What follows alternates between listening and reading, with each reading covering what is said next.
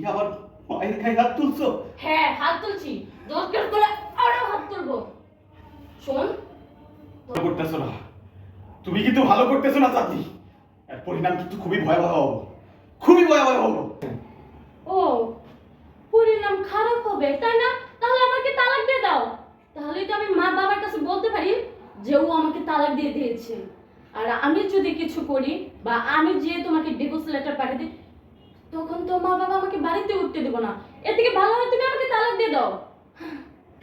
তোর আমি তালাকই দিয়ে দেবো, তোর আইসি আমি তালাক দিব, আইসি তোর আমি তালাক দিব। কি বান্দির বাচ্চা, তুই আমাকে তালাক দিবি? আরে ছোট লোকের বাচ্চা, তুই যে আমাকে তালাক দিবি, কাবিননামা 15 লক্ষ টাকা তোদের কি দেওয়ার মরদ হবে রে?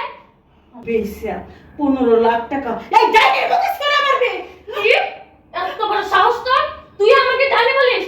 এই তুই আর তোর ছেলে আমাদের বাড়িতে যে যখন আমার বাবার হাতে পায়ে ধরছিস, তখন মনে ছিল না আমি তো এই বাড়িতে নিজে ইচ্ছে থেকে আসিনি, আরে এখন বলছিস আমি ডাইনি, তাই না? চাঁদনি, লজ্জা করে না? মায়ের মতো শাশুড়ি তার গায়ে হাত তুলতে, তুই আমার মেয়ে, এটা ভাবতে আমার ঘৃণা হইতেছে। তার কারণ সমাজে একটা মান সম্মান আছে, কিন্তু আমার মেয়ে যে এরকম ব্যবহার করে শ্বশুর বাড়ির লোকজনের সাথে, এটা মানুষ জানলে আমার উপর মানুষ থুতু দিব। ভাই, বিয়ের পরে স্বামীর বাড়ি আসল ঘর, আজ নিজের চোখে যা দেখলাম, ভাবতে আমার অবাক লাগতেছে। তুই যে অন্যায় করছস, এটার কখনো ক্ষমা হয় না। এই যে রুদ্ধ বলে এগুলো মানুষের সারা জীবন থাকে না। একদিন তুই মা হবি, একদিন শাশুড়ি হবি, তখন ছেলের বউয়ের কাছ থেকে এই ধরনের ব্যবহার যদি পাস, ঠিক তখন বুঝবি এর কষ্ট কত, এর যন্ত্রণা কত। শোন, তোর শাশুড়ির কাছে মাপ চা। আর জামাই বাবাজি, তোমার একটা কথা বলি, তোমার সামনে তোমার মায়কে তোমার বউ থাকতে বলে, তুমি দাঁড়িয়ে দাঁড়িয়ে দেখছো, তাই না? শোনো, আমার মেয়ে বলে তাই কি, তুমি আমার মেয়েকে দরকার হলে ডিভোর্স করে দিবে, 1 টাকাও তোমাকে 1.5 টাকা দিতে হবে না। হ্যাঁ, আমি এখানে দাঁড়িয়ে বলতেছি, শিক্ষা হওয়া দরকার এই সমস্ত কুলাঙ্গারদের। বে আপনি আপনার মেয়েরে নিয়েছেন কা? এই মেয়ে সংসারে মেয়ে না, যে মেয়ে স্বামীর কথায় কথায় স্বামীর কথা রাত তোলে, এ মেয়ে সংসার করতে পারবো না। আমি যদি বুঝতাম যে এর বুদ্ধি জ্ঞান কম, এর আমি শিখা মেখা নিতে পারতাম, কিন্তু প্রচুর চালাক। আপনাকে আচার ব্যবহার দেখে এই মেয়েরা আমি আনছিলাম যে আপনার মেয়েরা মানে অনেক ভালো, কারণ আপনাকে দেখে আমার খুব পছন্দ হয়েছিল। এখন এই মেয়েরে সম্ভব না রাখা, কারণ আমি একটা শাশুড়ি মায়ের মতন, আমাকে ছাড়ে নাই, কথায় কথায় আমার মতন হাত তুলে আমাকে মারলো।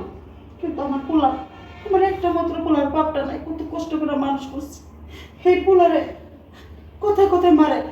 দেখছেন আমার পোলাটা কাপড় পইরা ঘুমটা দিয়ে সংসারে কাজ করে, কিন্তু আপনার মেয়ে কোনো কাজের মধ্যে হাত দেয় না। এই মেয়েদের সংসার হইব না। বেশ, আমার কোনো কিছু কম লাগবো না, আমি সবই বুঝতে পারছি।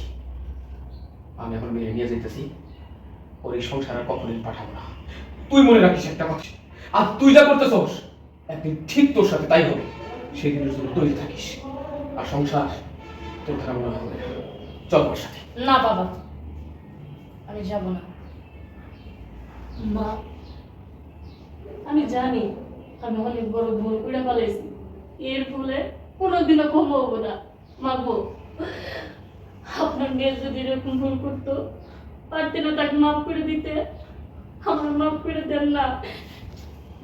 এই যে তুমি, তোমার সাথে অনেক খারাপ ব্যবহার করছি, আমি বউ হইয়া স্বামীর শরীরে হাত তুলছি, আমি তো মরে গেলাম, এর সাথে কোনোদিন মাপ পাবো না।